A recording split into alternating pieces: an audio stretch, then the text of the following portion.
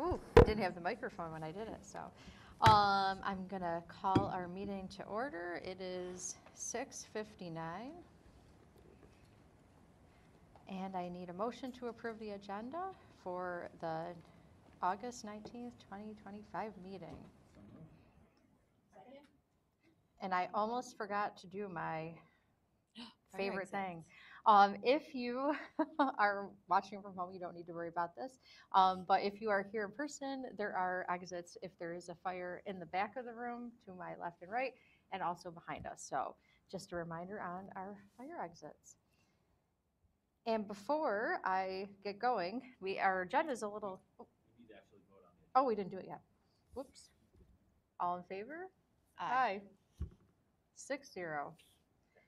Yes. So before we got started, and we do not have public comment tonight, that's what I was going to launch into. I did just want to welcome our new student reps that are with us today. And they're going to be here throughout the year.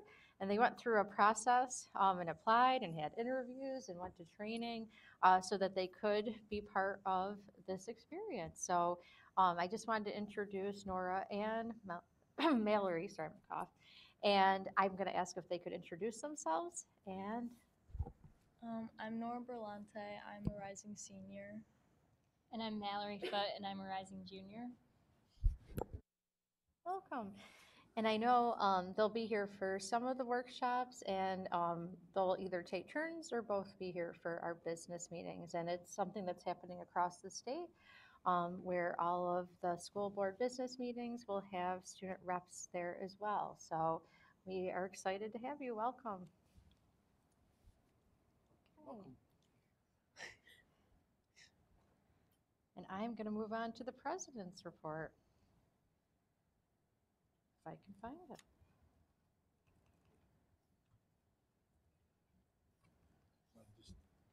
No, I have it written up. I'm just not on my game today, clearly.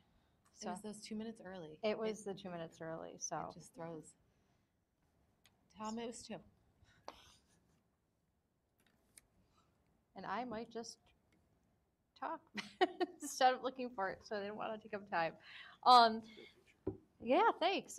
So basically what I was going to share, and I will just speak off the cuff, I just wanted to thank everybody that worked all summer. So even though school ended at the end of June, there were many folks here in a variety of capacities working throughout the summer. If you have driven by, you've probably noticed all the capital improvement project work that's been happening. The track, which I don't think I've ever seen so much dirt being moved and shifted over the past 2 months. Also working on the back hill there with the tennis courts and the new tech wing. So just kudos to the team that is working on it day and it seems like evening as well. In addition, all of our buildings and ground staff, our 12-month employees have been really busy just getting everything ready from scheduling things to technology updates to making sure our floors are spick and span. I can't believe how shiny they are. Very exciting. We did have a 12-month luncheon last week, and it was great to see folks. Sarah, just wanted to thank you for pulling it together, and I think, could be wrong, I think it was the biggest showing we've had. So congratulations. It was great. We did just kick off tryouts for sports this week. I know clubs and everything else, orientations are happening as well. We had our urban suburban event today for orientation, and I know both Jan and yes, you were there. Mary Caitlin were there. So thank you for welcoming folks. So I just wanted to thank folks and then also just say, 2.5 weeks till everybody will be here with excitement and probably hope and just excitement for a new and fresh year. So thank you to everybody that worked all summer, and we're excited to get started. And I'm going to pass it over to you. Can you believe we're starting? A week from today, we'll have our staff in. And they're going to get ready for opening day on September 3rd, Wednesday, right? And that's going to be a great day because we're going to have all of our amazing students back and doing what we do best. And I think you said it well. There's so many people who have their hands engaged in getting the school year ready. sports season is underway. I know that you were just sharing some things that were happening in the theater world. So our kids will be ready to fill our schools with memories. And thanks again. Like you said, we had that staff luncheon meeting that we have every year to share appreciation and reinforce our gratitude and celebrate with them. So this is my first report. And guess what? Nothing much has changed, right? But I think that speaks to the board's commitment to working the plan, right? I'm really proud of the fact that these rocks have not moved. And next year, we'll be gearing up for so many important things. There's school improvement initiatives, facilities planning, consolidation and time change, and fiscal responsibility. All three of those are in full effect, and we're going to talk a little bit about them today, just as a glimpse into what we're doing. Facilities planning has always been a priority. Here's a quick video that the communication team's put together, Lindsay and Lauren, and then Jeremy's going to say something.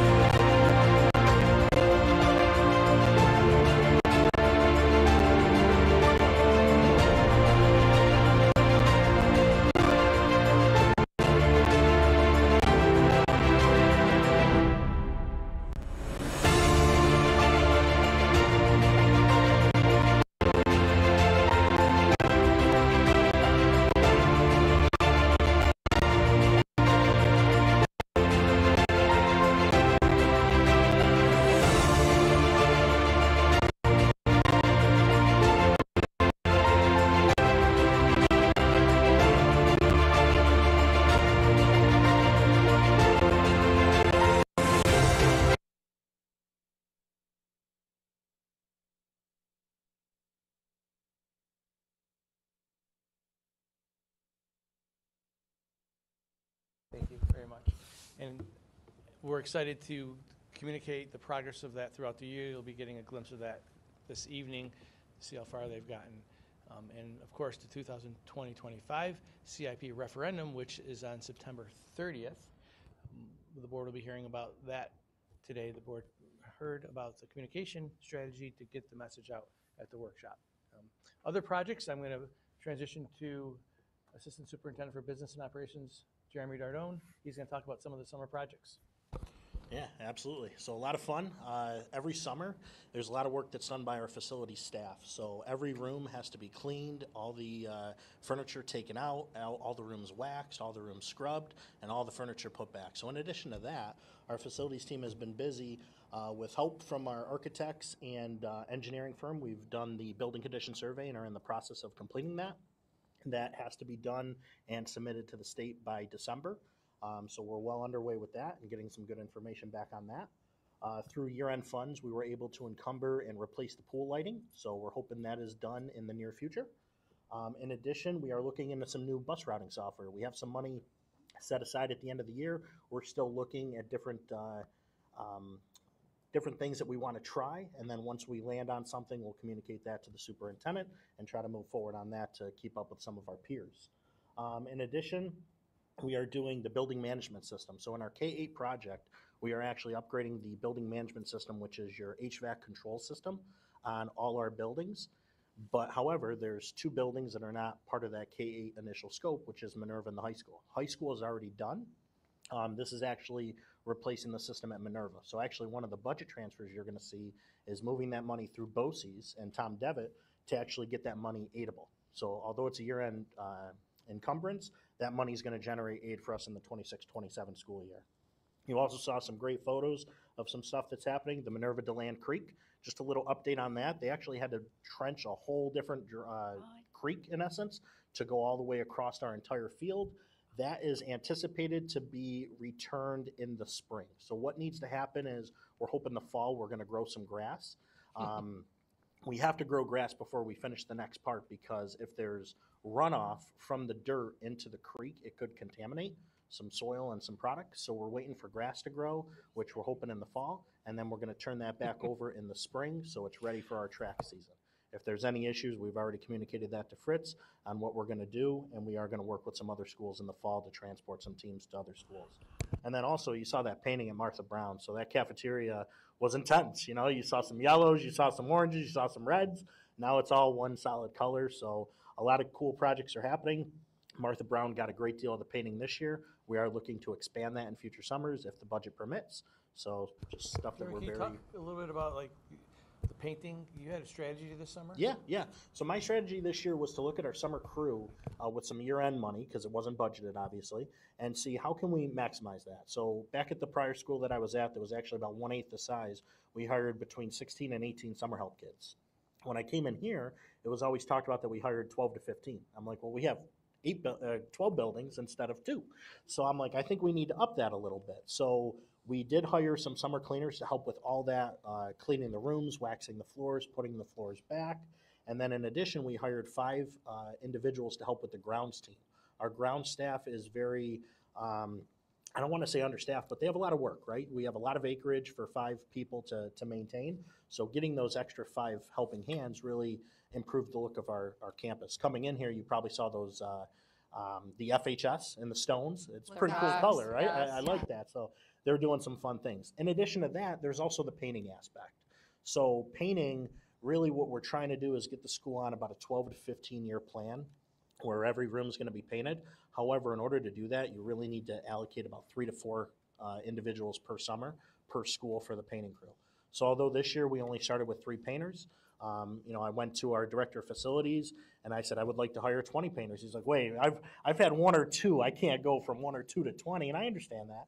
So we went with 3. We saw how it worked this year and we're looking to expand upon that in the future years. So the painting is great because, stuff just needs to be touched up every year. We hang some photos or we hang some pictures, and then when you take it off, it peels a little bit, right? We don't want to stop our staff and our students from doing that because it's fun, but we want to make sure we can touch it up for the next school year. In addition, you just need to make sure that you keep up with your painting of the room. So hopefully we get to a 15-year cycle, and that's my plan over the next 2 years, is to put that together and implement it. The board will be seeing a facilities plan that we've been talking about this year. I just love seeing how excited you get about that. I don't think I could have done it justice. The facilities are important, and I speak to it every year, the amount of facility use that occurs every single day throughout the year in our schools. Thank you for being a steward to that, and thank you to the team that beautifies our schools and gets it ready for the fall. I was going to mention, and didn't it give an opportunity for some of our past and current students to have employment over the summer too? Absolutely. I think we had a total of 25 summer help. That wasn't just students. It was also some 10-month staff, so some centuries, and I don't know if we had any food service staff, but some of those individuals were also able to work over the summer months.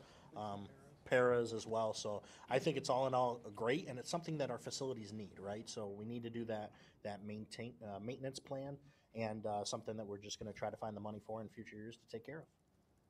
Thank you. More to come. And we'll be talking a lot about facilities maintenance at our audit and finance committee as well. So one of the most important things that we do here is teaching and learning. It's a school, and I'm most proud of the legacy and the great work that's occurring in the area of school improvement. And Dr. T is going to talk about some of the things that we're focusing on this year, and that we'll be sharing information on and definitely engaging in with our students about. All right. So I don't know if you all remember, the last meeting that we had together before the school year ended was in June, and I shared some exciting data with you on the growth we were having specifically in reading. I'm just going to highlight a couple other things and then show you some very exciting unofficial news that we have, and then we'll dig into it more this school year. So just a couple things. hold on that, Brett, just one second. But just a couple things to highlight. We grew almost 20% in reading proficiency from fall to spring last year in grades K through 5, so that was really exciting. But we were doing amazing work across all of our content areas, including we had 96 seniors graduate with the Seal of Civic Readiness the first time out the gate. We're really excited about that. We also had 62 seniors graduate with the Seal of Biliteracy, and that covered 6 languages. We had 1 kid get a double and 1 kid get a triple seal. Arabic, Dari, French, German, Spanish, Turkish, and Ukrainian. So we are really building well-rounded students. And then both of our middle schools were named as schools to watch for the school year, so that's exciting.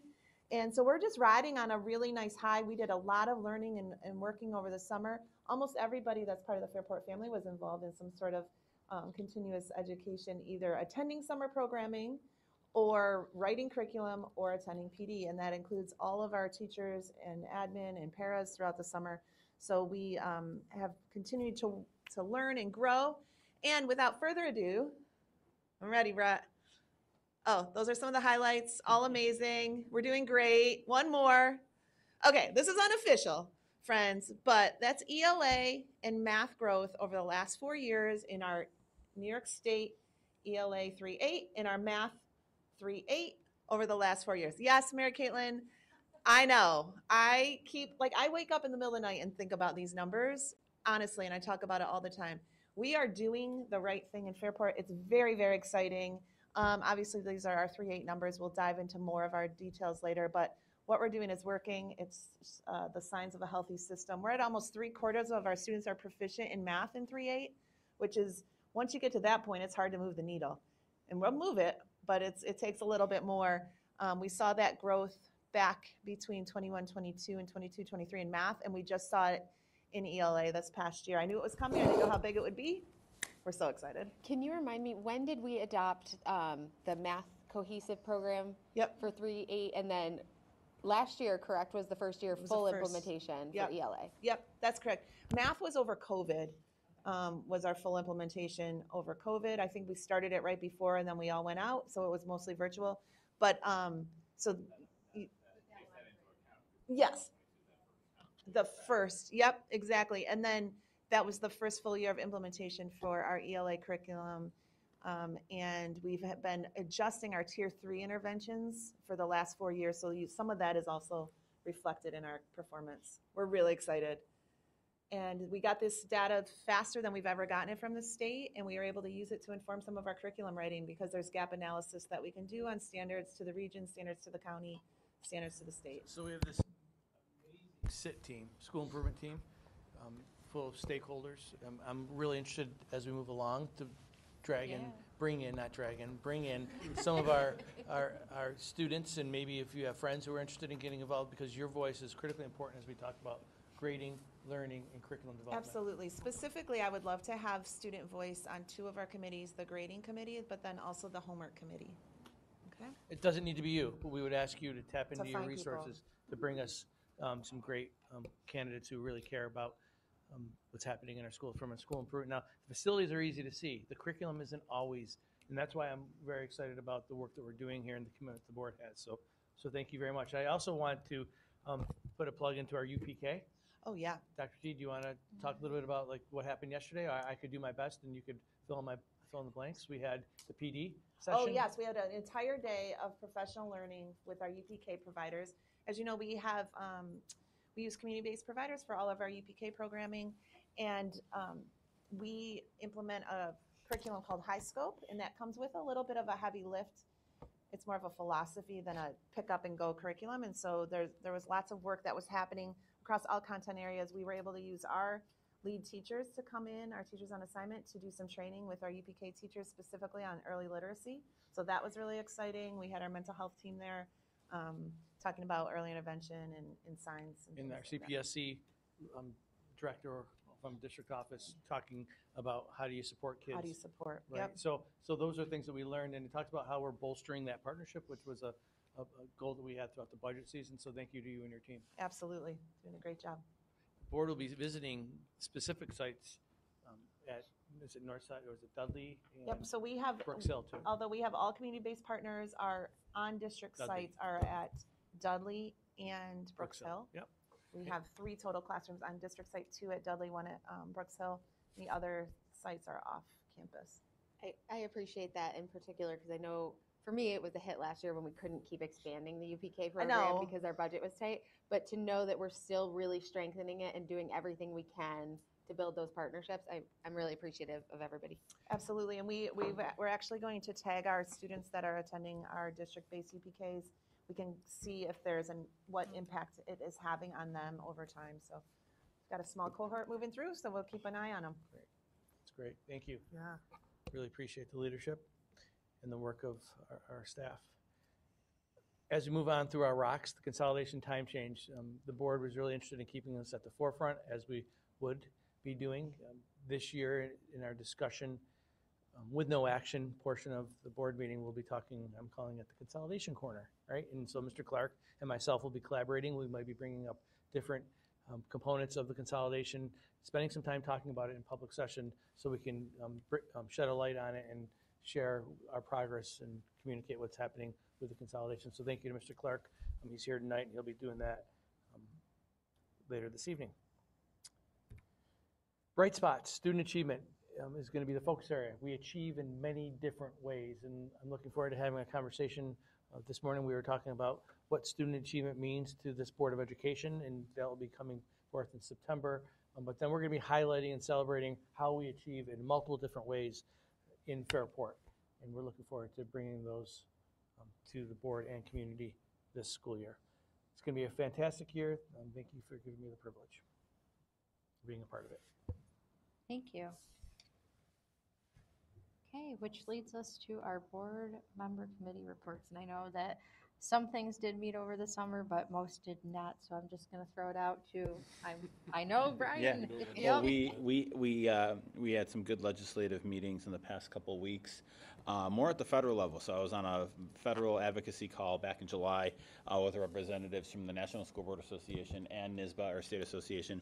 And then last week, Erica and I were 2 members that were on a call with Congressman Morelli that NSBA set up with people from his from our district here, talking about what's going on at the federal level, and the news is bad, very, very bad, very, very bad on the federal level. There's no sense in sugarcoating it, right? There's probably going to be a government shutdown that's looming in the fall, which will have money and appropriations impacts for education at the federal level, and then a lot of that stuff, even if we don't get it directly, that can trickle down to the state level. So some of the things that we're keeping an eye on and advocating about, the proposed cuts and any cuts to SNAP and Medicaid, that has a potential impact on universal meals, which is something that school boards fought for and we got this year. It's in the school budget. But the more cuts happen at the federal level, the more costs then trickle down to the state, which could potentially lead to changes in that program. So that's one of the things, and I know the district's been doing this, Lindsay's been doing it in intercommunication, but it's still really important for families to fill out that free and reduced lunch form, even though meals are universal, because that's data that we need, that's data that informs how district and how reimbursements have all that. Jeremy's level much more than mine, but that's important data that we need to know. And some of the other students still get benefits. Yes. So like paid for AP testing, all different things. Yes. So there's still benefits for the families. Yeah. And some of the things that we're advocating for federally, again, kind of state level is quiet right now, but some of the things that we're trying to do in advocacy is tell the story of Fairport. So it's not just how much we get in Title I funding or how much we get in individual funding. It's stuff like the great work our Spark team is doing, teaching and training teachers and other districts about AI and using AI in classrooms. And that's the kind of thing that can be funded, maybe not in Fairport, but other places by Title II funding at the federal level. That could go away. Nicole pointed out the NASA Hunch program, which is a huge bright spot, to use your terminology, in Fairport. I know means a lot to a lot of the kiddos here. Don't know, is that something that could be, there's anything involving federal funding is a big question mark right now. So just keeping those conversations, keeping those stories going, and again, we're very appreciative. I know we all are of Congressman Morelli, who is a very supportive of public education, a fierce advocate for public schools in Congress, and knows Fairport and knows what we do here. So we appreciate the time with him. And our NISBA, our Monroe County first meeting is the first day of school. So then we'll start Yep. getting ready for the legislative season there. Yeah, and I mean, I think just the important thing is that Brian and I and other folks that are advocating, just staying on top of what's happening, which can be tricky. I know that Monroe County School Board Association tries to kind of recap what is happening at the federal level, so we have an idea of what's going to possibly impact our funding moving forward. So I'm trying to stay positive, but yeah, we'll keep listening and advocating and. I mean, as always, I think it's worth pointing out that all of our elected representatives in the Fairport, that represent Fairport at the state and federal level, incredibly supportive, incredible friends of public education, incredible fighters for public education. So they have our backs where they need us, and we have great relationships with all of our lawmakers. And I think Yeah, and I think a lot of bipartisan collaboration, especially in the At the state of state New level, York, and looking at public education. So, yep, lots of work to do as usual. Anyone else have anything? I think we may have been the only ones. Oh, yep, policy too. Policy met, but you'll see a lot of first reads this month. Just keeping it going. And if you can believe, we're entering year 4 of the 5-year policy cycle. So it's exciting times. Thanks, Mary Caitlin. Okay, so now the fun part, our presentations. So up first, we'll have our CIP.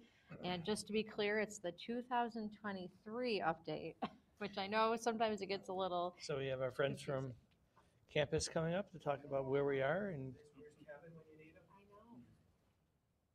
All right, good evening. Just a couple introductions. Brian Miller with campus, and most of you know me, but just a reminder, Craig McGowan, full-time project manager on the construction site. He's going to get us some of the details as we go through. And just a little teaser, we do have... the mic. Please, thank you. Sorry. We do have a few more time lapses than we did last year. So more to come there.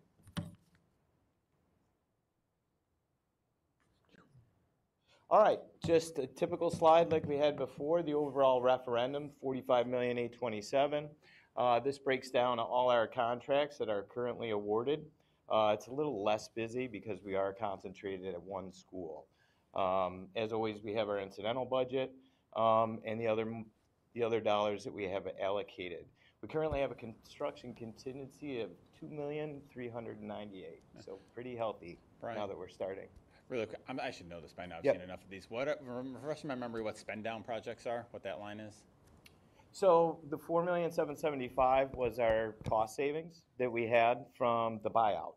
So what we've done is, we take those dollars and then look in BCS items or items that got taken off the original project. And as a team, we kind of put those together, making sure that, hey, if we do have to submit something at SED, we're thinking about that, but also making sure that we get through construction. So first. that's a great point. Thank you for bringing that up. Throughout the project, we will always be talking about, where we are in the project and, has there been, unforeseen costs that have come forward. Working closely, well, I'm just talking with my hands, but anyways, working closely with the building principal, Bob Clark, in this case, the construction team, Jeremy, and the BCS and architects, really narrowing it down and bringing it to the board so you're very aware of how that's being spent. Thank you. Yeah, no problem. All right, and moving on, construction build. This is basically bills to date that we've gotten from our contractors. So one of the metrics that we usually use is, with your contingency budget spent or allocated rather, in this case, 3% and 7%. You want those to be aligned as you go through. And that's a great, healthy spot to be considering how much earthwork that we're doing out there. So currently we're tracking $89,000 in pending issues, and we haven't approved any change orders quite yet. So more to come. Just a reminder of an overall construction. Craig's going to give some specific updates on where we are, but overall just a reminder of the durations. So the first area we're starting out, bottom left, summer of 2025 to fall of 2026. This is us getting the STEM edition ready in order for the 9th graders to move in the fall of 26. Over here on the right, summer of 2025 to the fall of 2027. We're going to work through and get the first 3 classrooms on the end, on the far right there. I brought a pointer, but it doesn't work on the screen. So it's on the far right. And as we go through that library, we're going to take sections as we go along. So what we just want to remind folks is that students move in, 9th graders, fall of 2026, but we'll still have active construction all the way through the fall of 27. Up in the upper left, that's our flex space. We're going to build the health classrooms. So as we move through, if we need to move one classroom to another to do construction and move students, we're going to utilize that space. And then in the top right represents Martha Brown, which we don't start until the summer of 26. No, I'm sorry, I misspoke. I was on the next slide. They're both blue, so I apologize. That previous slide on the top right is the 2nd floor of the high school. So we're up there currently. We're going to be working up there in the 2 resource rooms on the top and bottom of the page with a full ceiling replacement as we work into December. Now we're on to the blue of Martha Brown. That starts summer of 26 through the summer of 27. Next up, Craig's going to give us some updates on what's been happening out there with our large piles of dirt. Yeah, so just as a brief overview of the areas that we're currently working in, the library area, the STEAM addition, the tennis courts, and the new tennis courts up on the hill behind the football stadium, and then the new track and field area, and I'll get into those details on the individual slides. We have the new track and field in progress. A lot of dirt being moved. They've been taking soil from up on the tennis courts and bringing it down to infill that little valley that you had between the old track and the new track location, bringing down that area, that track area near the parking lot, bringing up the old track so that they meet. And then we have a time lapse of that. You can see them stripping the topsoil, putting it in piles. They're going to gather that in the center so that once we have the new track in, they can spread that out. They're infilling that valley, running their temp utilities, stripping topsoil for that new parking lot. It's very fast, but It only happened that quick. yeah. Then tennis courts. So before and after, right now that's the you can see the trench drains going in, some of the fence posts going up, and it's all cut down to grade. And even since this photo's been taken, they've put in some of the stone subbase and compacted that. So we're getting ready to start paving up there, making great progress. And got another time lapse up there. This is a little choppy, but yeah, you'll start to see them digging for the storm drains that go in the tennis court. They're going to lay down their fabric and then run the base over it and start putting up those posts. So that's some of these time lapses will get more interesting as the project goes along. Then out in the library, just a shot of our temporary wall. In Lindsay's presentation, you got to see a little bit more of the demo as it's gone, but we're approximately 90% demoed in the first phase, which is the front of the school, where we'll have 3 new classrooms and then a new corridor going from both of the front entrances. And moving into the STEAM edition, we've already cut down the hill to make room for the new pad, done all of our storm work, and then excavated to down to the footing elevation so that we can start putting in our footings, which have started. This is just a shot of the forms and the rebar that's going to go in. We've since this picture was taken, we've poured approximately 25% of our footings for the project, so that's going along. And the big update there is steel is going to be going in early fall, so that's our critical path item. And then just you can see them putting in the storm line from relocated from the swale that we had to take out. Then they're going to put in the base of the working pad fabric to compact everything and make a real solid base. and then start their forms. The dirt there is getting exported. Yeah. Yeah. Only the suitable soils, yes.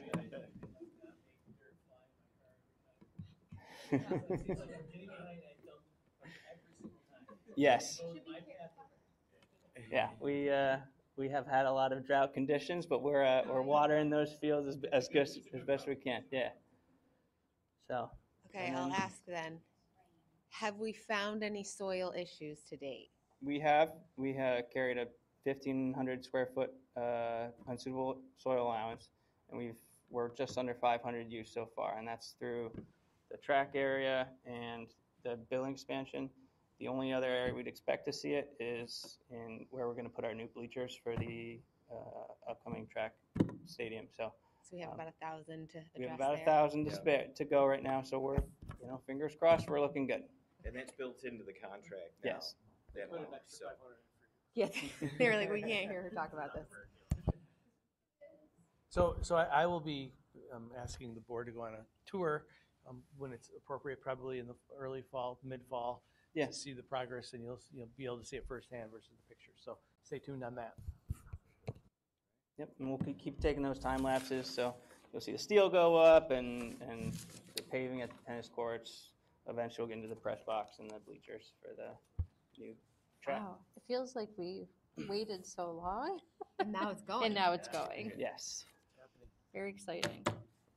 And apparently people get here at 5:45 in the morning to start working. They do. Holy cow. They start early. They start really early. We had to tell them to not start their trucks so early. So the neighbors. Oh, good point. Yeah. But overall, neighbors have been great. One of them brought cookies over to one of our site superintendents on a Saturday. So Aw. Fair for it. That is really nice. Thank you. Good. Okay. Next up on the agenda is Fairport for the Future 2020-25 capital improvement project. To just reiterate components and themes and projected timeline to talk about where we are with the project. And earlier you heard about the communication campaign, and this is what it's about here in our friends from La Bella. Troy. Good evening, everyone. Quick update on where we are on the 2025 pre-ref. Brian will be chipping in. It's going to be a group effort. Agenda tonight is just to review the proposed scope, go over the conceptual estimate and draft schedule, and then talk about next steps. Just as a reminder, this project started out based on a list of priorities: safety and security, building energy efficiency, occupant comfort.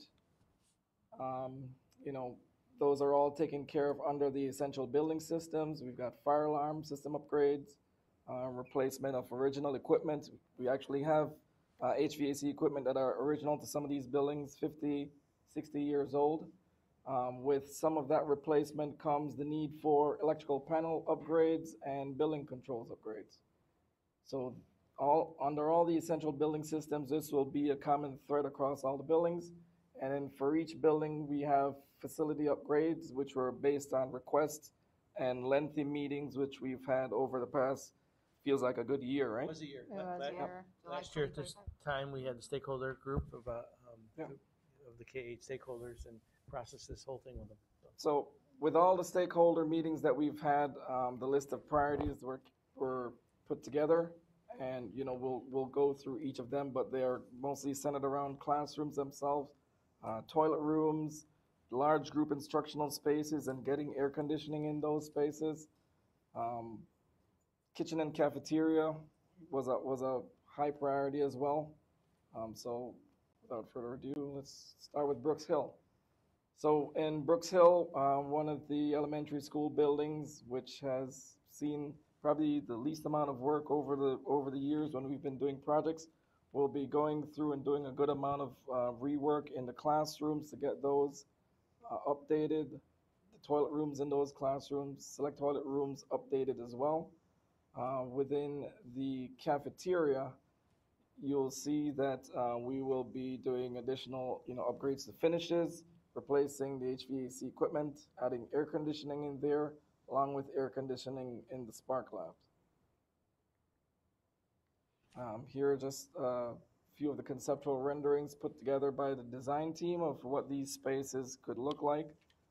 Just bearing in mind, it's all conceptual, subject to change based on further user group meetings and when we get into the finer details of design, but it gives us a good launching point to have further conversations with the user groups as we go through the design process, subject to a successful referendum. Dudley Elementary. We've been chipping away at replacing that rubber flooring and the VCT flooring in the corridors at Northside and Dudley through various capital outlay projects. It's an arduous task that we have to manage each year. We're hoping to take a big chunk of it in this project here. We looked at what the large group instructional spaces were, assembly spaces, so to speak, and we identified the cafeteria and the library here in Dudley, and along with some select classrooms for partial renovations, and along with that, some toilet rooms. So we maintained a good area of work there to get a good amount of work done that would complement, the main office and vestibule and nurse's office upgrades that we did in the previous project. So that should really put a bow on that entire front portion of that building. Again, some conceptual images of what the library could look like. A lot of this will be subject to change through user group meetings, but these are, how we envision setting up spaces for individual and group instructional and study and learning and, all the good stuff that takes place there.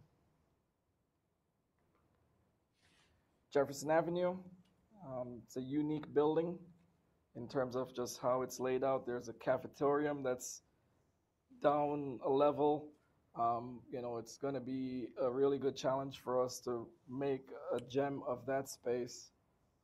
We also have some work to get some air conditioning in there. The kitchen itself will see a full, complete renovation, new equipment and everything, similar, if not better, to what we've done here in the high school. So that's kind of our benchmark. Troy, really quick on JA, the new kitchen reno, is that going to include dishwashers?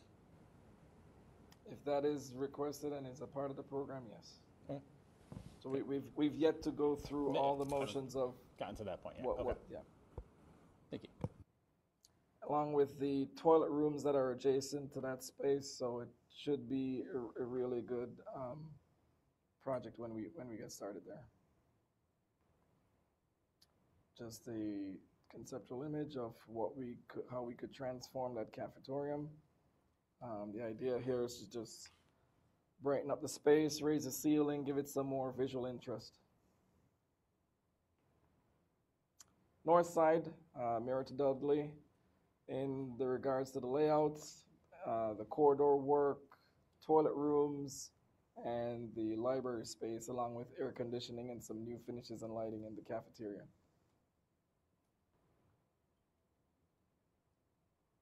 Just a view of what the entryway could look like into that library space. Right now it's very open and we don't want to lose the feel of that, but at the same time we still want to be able to meet those pesky code requirements.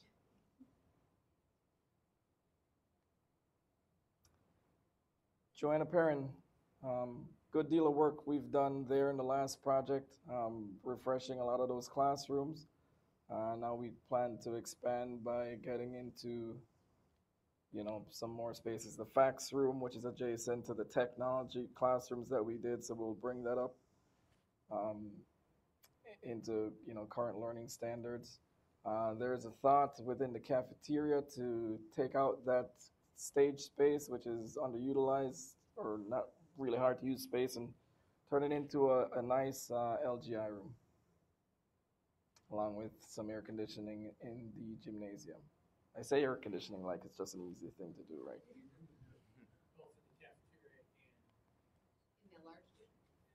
Correct.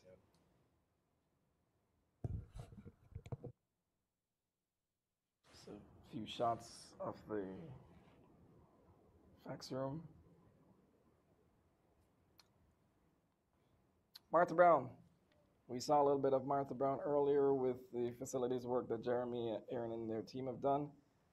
We plan on getting air conditioning down in that space, along with parallel to what we're planning to do at JP would be to upgrade the fax room here at Martha Brown. So very, very similar in concept until we get to the individual needs of each building. With that said, Brian's going to step in and tell us how we're going Alright. to how we're actually going to get this done. So with conceptual designs come conceptual estimates. That's what that's what campus has done. That's all we do. So we have a team of estimators who works through putting these estimates together, knowing that construction is a few years down the road as you go through the SED submission process. So again, on the top right, you see each individual estimate based on each building, based on the scope that Troy just showed and went through. We carry a construction contingency that's similar to the contingency we talked about in the 23 project, as well as the incidental budget for a total of $73,500,000. One of the items that's baked into the numbers is a design contingency, as well as escalation, right? To take into account the escalation of the cost of materials, the cost of labor. Those get refined as we go through the design and the estimating process. So here's a rough schedule, a draft of a phased approach for the KA project. So we will work with fiscal to make sure we benefit and maximize aid for each of the schools. So we'll select certain scopes of work to be submitted in phase 1 and another group in phase 2.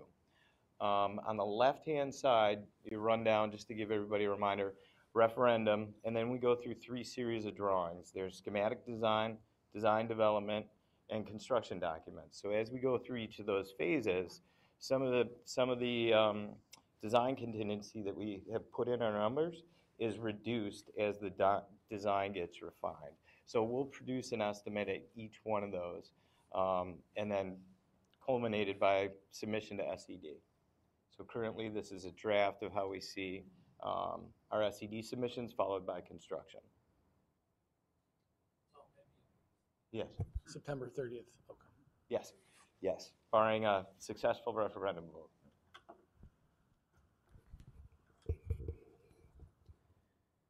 All right, is this Jeremy's slide?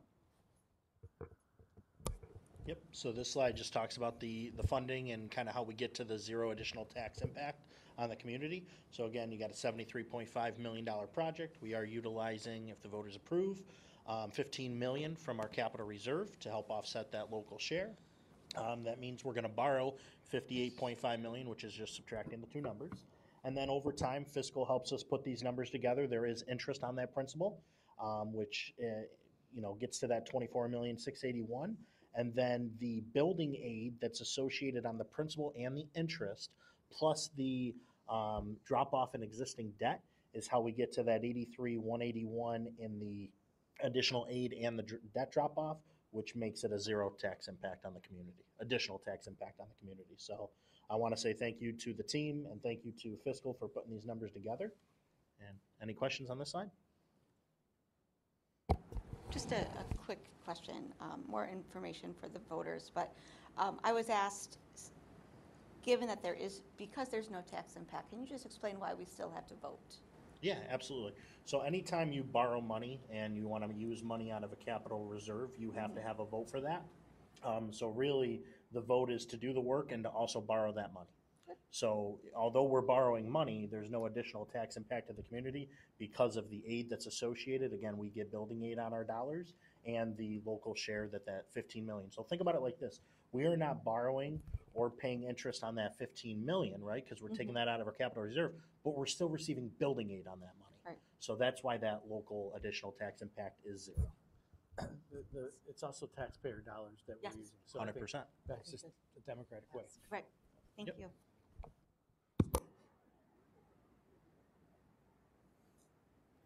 Next part is to continue our public information campaign at parent and family events as we discussed. And we're really excited about bringing our families and students into our buildings starting this week. and into the coming weeks. And there'll be an intentional campaign to draw attention and energy around projects so our community members can come out and have their voice be heard. If I can, just a quick question for Troy, and this is something we've talked about at every step of this process over the past year, but again, just kind of putting it in front of people because it's a question that we got, I think, the most, especially around June, is around air conditioning, and especially around the new state law requiring cool classrooms and safety on that. And I know, can you just walk through the process of, you don't have to go through each slide, but deciding how air conditioning is being incorporated and how the decisions are getting made of what spaces are getting air conditioning and what ones aren't? Absolutely. I think the first step we took was very early on, what would it cost to AC everything? And I think a couple of years ago, we started having that conversation even before this became a mandate. And we already knew that it was going to be an insurmountable number. Lindsay, what was that number? Do you remember? 113 million. And that's 113 million to outfit our complete school with air conditioning. That doesn't include the cost of running and maintaining the infrastructure. Correct. So what we did was look at the spaces that had aging out equipment and where they served large group instructional spaces. And the thought process was, if there ever is an event where we need to bring kids through a space to cool them off for a period of time, these spaces would be more adept to that purpose. As we go through the process of each building, we look at the space that already have air conditioning. We have a lot of dialogue with the administrative staff to see, which spaces are the ones that you guys use the most. For Brooks Hill, it was resounding, the cafeteria space. So multiply that by the amount of buildings that we went through, and it's just that process of dialogue, communication with administration, working with facilities, working with the design team to see what would be the methods by getting air conditioning into these spaces, because it's all unique per building, and what fits within an achievable budget, knowing that we've got a framework that we have to kind of stay within. We added that question to our FAQ portion, so we'll be seeing, because it is something that we frequently get a question on. So thanks for putting that on there. That's probably the number one question. The number one question we get about any kind of building project. Thank you. Any other questions? Thank you, team. Good deal. Right, Thank you. Thank you. We'll be back. Have a good night. Okay, so up next we have our board discussion and action items. First off, I need a motion that the Board of Education approve the consolidation plan of Minerva DeLand School and Fairport High School as attached. So moved. Mary Caitlin, Second. Rich. Any discussion? I appreciate the board's interest in keeping organization and accountability to this consolidation and time change. And I'm looking forward to reporting on the progress and seeing it come to fruition throughout the school year.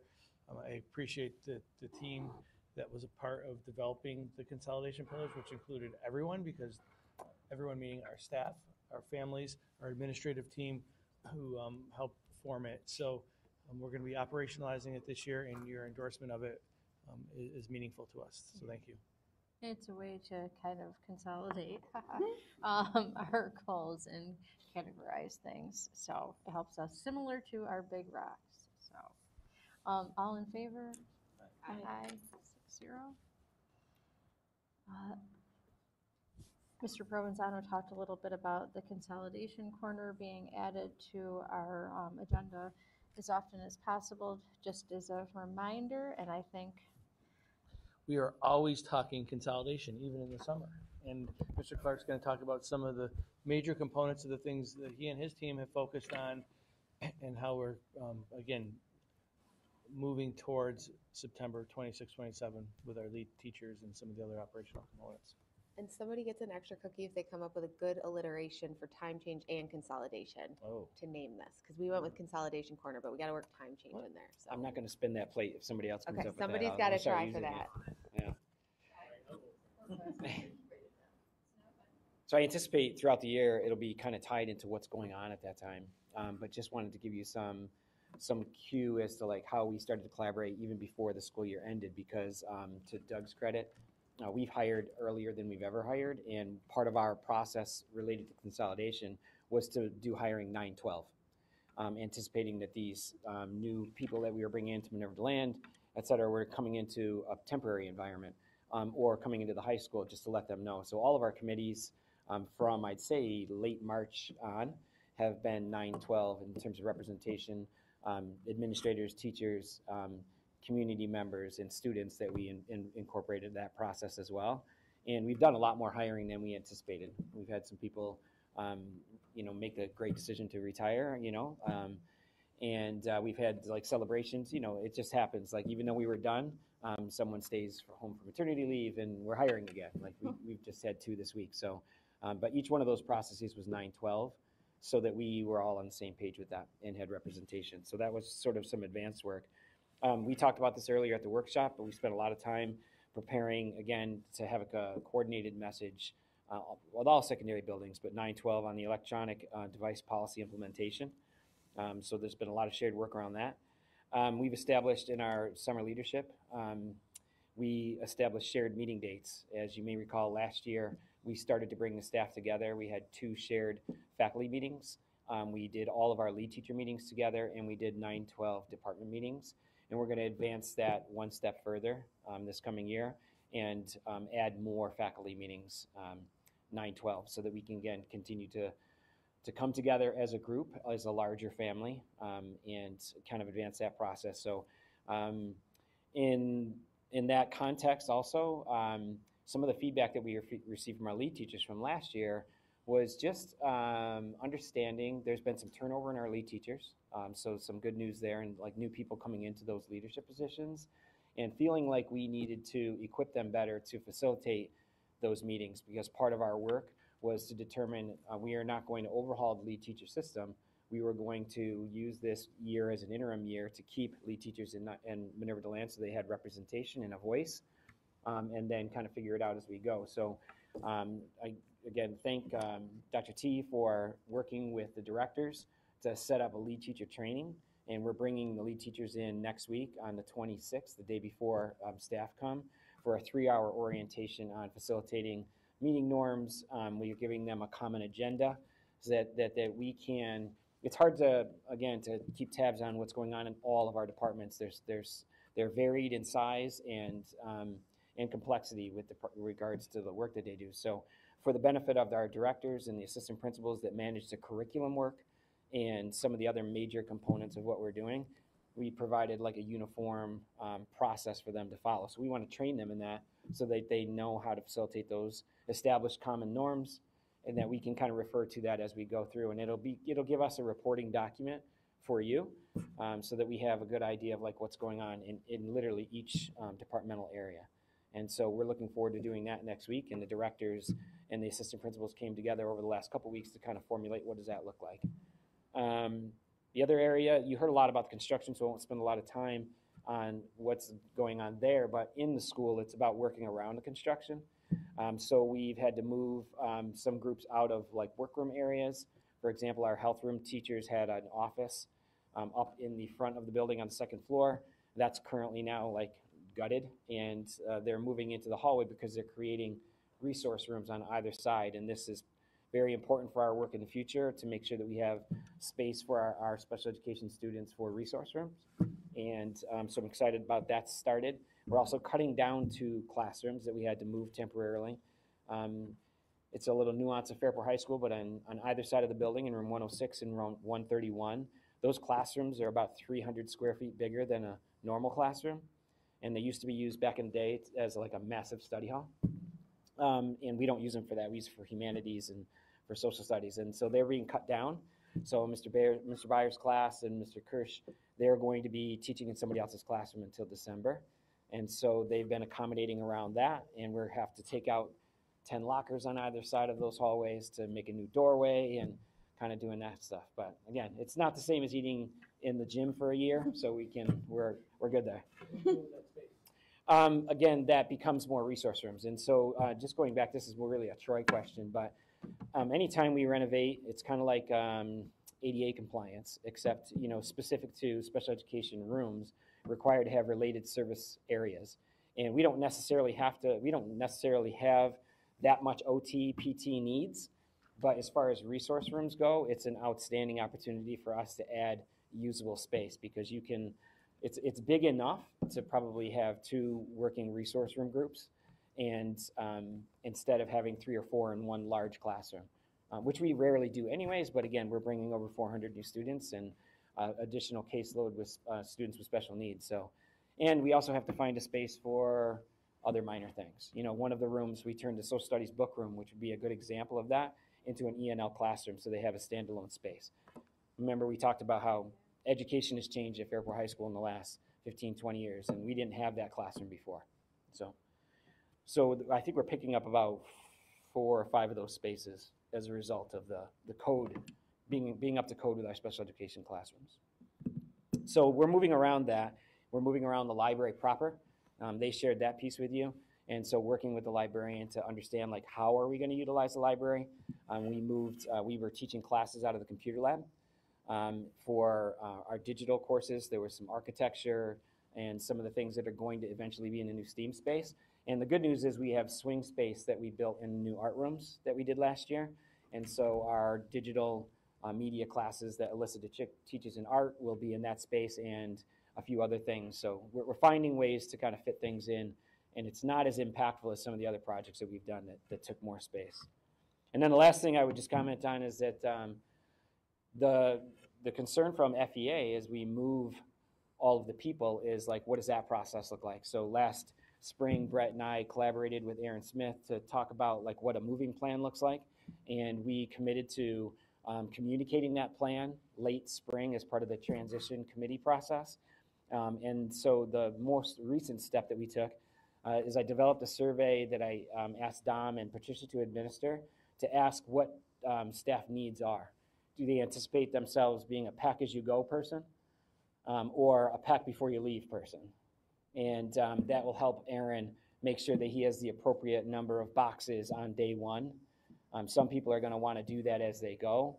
And also advocate to Brett for when we come together on shared days like superintendent's, conference days, et cetera, what are our people going to need to continue to prepare for the move? And so they've already started to fill out the forms and give us that information. The very last piece is when we do surveys with the staff, there's still a concern about, like, how well they know each other. That's not just between the 2 buildings, that's like Fairport High School because of the size. And so we are getting to know staff through, I think you're aware of the morning workroom wake-ups that we do, and we're making them even more inclusive. We started with 1 group and we went to them. Now we're pulling them into the space last year and did 2 groups. Now we're adding 3 groups so that they can continue to get to know each other departmentally and, talk to each other. And I know it seems like a minor thing, but we have a television in there that we added when we renovated that space. And over the summer, we asked them to give us family information, a picture. And so we're just going to be streaming that through there so people can see. No phones. They're going to actually talk to each other, but maybe they can look up and see, Brett has 3 kids, and these are his boys' names, and this is where they are, and here's a great picture of you. And it's a minor thing, but our wellness committee has really jumped into those type of things to continue to foster a positive culture and kind of move away from some of the negativity around maybe some forced migration. So, yeah. So we're just trying to make sure they all feel welcome. Any questions? No, I appreciate all the updates. Yeah. We'll be looking forward to developing this, and I thought about 15 other topics. While we were doing that, yeah. Great. Spinning a lot of plates. Thanks, guys. Thank you. Okay, so next up we have our policy first read. So I need a motion that the Board of Education approve the first read of the policies listed on the agenda. So moved. I'll second. Did you get that? Yep. Any comments here before we vote? No, policy just tried to get together. We don't usually meet over the summer, but we wanted to knock out a chunk. And you see a lot of these are legal ones that had to be updated based on law changes. 6110 is one we put into practice to adopt every year, just to remind ourselves all of the code of ethics that we adopt and that we work by. And 3311 is a new recommended policy in terms of particularly like FOIL for disciplinary actions. Thank you. Okay, all in favor? Aye, 6-0. Next up, I need a motion that the Board of Education retire the following policy, and it's 6216. So moved. Mary Caitlin? Nicole? All in favor? Oh, yes. Just to explain why we're retiring this one, all of this stuff is covered in their collective bargaining agreements. So this policy kind of almost added a hurdle because it didn't align necessarily with all the contracts. So our legal representative recommended to Sarah Driscoll and Mr. Lauf to retire this guy. Okay, all in favor? Aye. Aye, 6-0. Next up, we need a motion that the Board of Ed approves the independent contract or consultant agreement with Clinical Associates of the Finger Lakes for related therapy services for the 2025-26 school year as attached. Ryan? Jan? It's like echoing. Any discussion, comments? I'm glad that we can meet the needs of students, so all in favor? Aye. Aye, 6-0. Okay, I need a motion that the Board of Ed approves the execution of a renewal agreement between the district and the Monroe County Sheriff's Office for the period of September 1st, 2025 through August 31st, 2026 as attached. So moved. Mary Caitlin? Jan? Again, nice that we can have this cooperation. All in favor? Aye. Aye. 6-0. Donations. I need a motion that the Board of Ed approves the following donations for the district. Brian? Nicole? Any comments or discussion?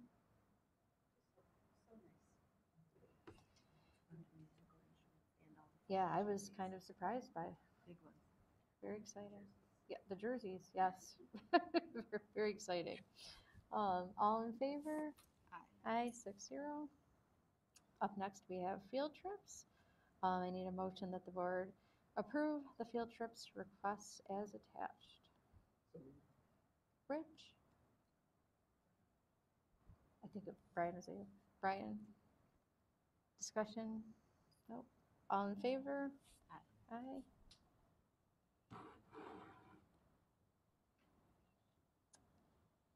Next up is extra classroom activities. I need a motion that the board approve new extra classroom activities for the 2025-26 school year. Jan? Nicole? It's exciting, yeah, that there's some new new classroom activities available. Any? Is the book reading club the first agenda? They had it last year. Okay, all in favor? Aye, 6-0. Another exciting thing, and I know Brett talked a little bit about UPK earlier, but I need a motion that the Board of Education approves the execution of the 2025-26 UPK agreements as attached upon review and final approval of the Board of Education. Brian? Second. Mary Caitlin? Any comments? Congratulations. All in favor? Aye, 6-0.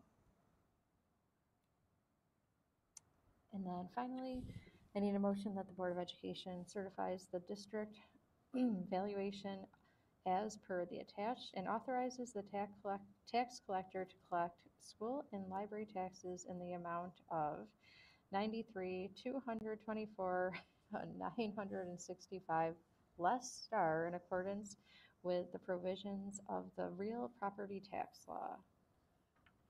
So moved. Mary Caitlin? Nicole? Can Yeah, I was gonna say, Oh, go ahead. oh no, can I ask a question on this? And you went over a little bit of it during agenda setting, the actualization rate and what does this mean, or equalization rate, and what is it, sorry, and what does this mean in terms of assessment? Why isn't it line up? Yeah, great question. So right now, our tax rate is going to be about $25.50, which is pretty high, right? But the reason is because our equalization rate is at 57%. So what that means is if your house is assessed at $300,000, it should really be assessed for 57% more than that. So whatever you see on your tax bill is actually the 57% less. So once your home gets assessed at the actual rate, based on the equalization rate, when it goes up to 1, your assessment's going to go up and your tax rate's going to lower. That's why our true tax rate, according to the sheet, is more in the $14, $15 range, because that's based on an equalization rate of 1. So what's going to happen now is the town of Perrington is going to do a revaluation, a reassessment is what they call it, in 2026. So that way it'll get houses assessed at what it should be. So just think about it like that, is every person's home is almost assessed in half of what it should be. So is everybody's taxes going to double? No. So what'll happen is when your house goes up in assessed value, there'll be an average amongst the towns. So we're very easy here at Fairport. We have one town, one county. Some schools have multiple towns, and it matters on all those towns. We don't have that issue here. So what'll happen is there'll be an average. So let's say the average increase in assessment is $200,000. I'm just making up a number. If your home goes up less than $200,000, your tax bill will actually decrease. If your bill goes up $200,000, it'll stay the same, minus the increase in the tax levy of what we go out that year. And then if your assessment goes up more than $200,000, your tax bill will increase. But what that means is actually you were underpaying for the prior years because your house wasn't 57% of the value, maybe it was 40% of the value. So it all makes up over time. But that is a presentation we're looking to give to the community maybe in the fall, early winter, to let people know this is coming very soon. And the town always has the ability to cancel that reassessment because it takes a lot of power, like staff power, to put that together. They actually have to go through and reassess every home. So I've seen a lot of towns actually say they're going to do a revaluation and then cancel it because they don't get the staff. So as of right now, it's going to happen for 2026, next year's taxes, but more to come in the next few months. So we don't suddenly get double the money. We No, still have the yes. same pie. So what it's just the pieces are divvied more Great. accurately. Great part. So we collect the levy. The levy is what the levy is, and it's determined by the assessed value, determines the tax rate. So just because if your tax bill goes up or down, that doesn't mean we're collecting more or less. We're still collecting the levy, and our levy this year went up 2.98%.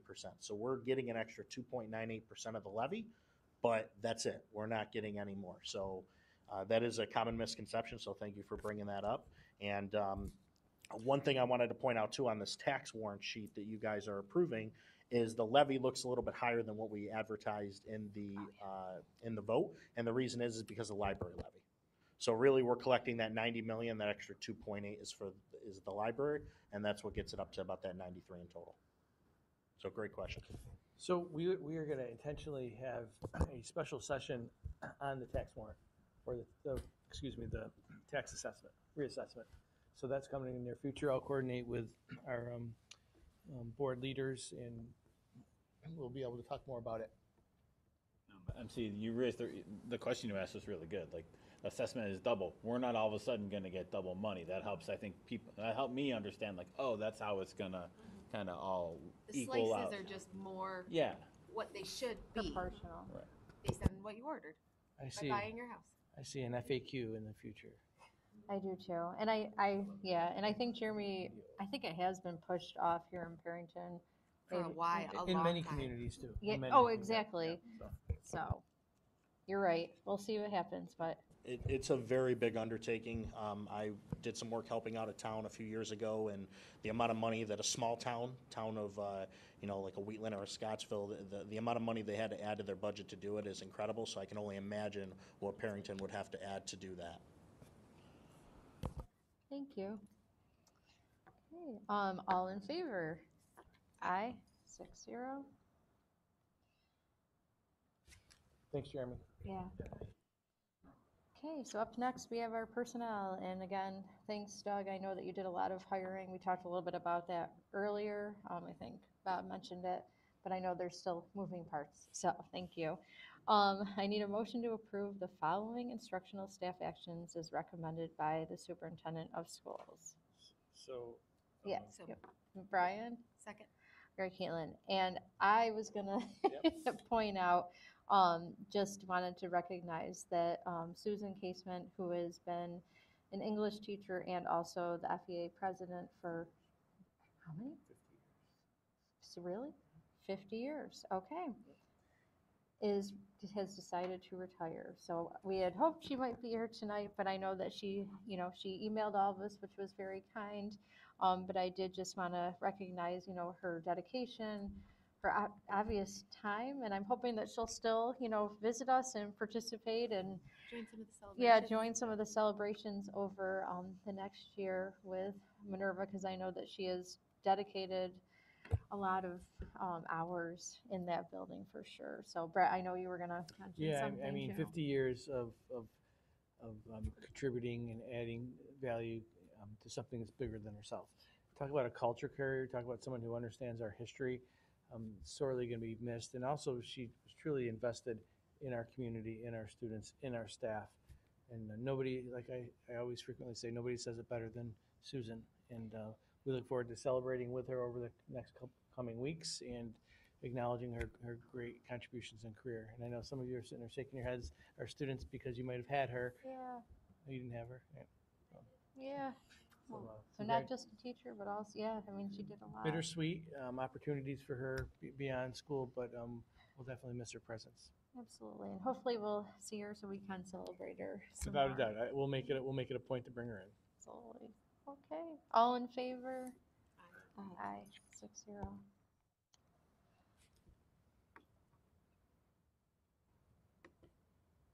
Up next, I need a motion. Sorry, computer is freezing. Thanks. Oh, I got it.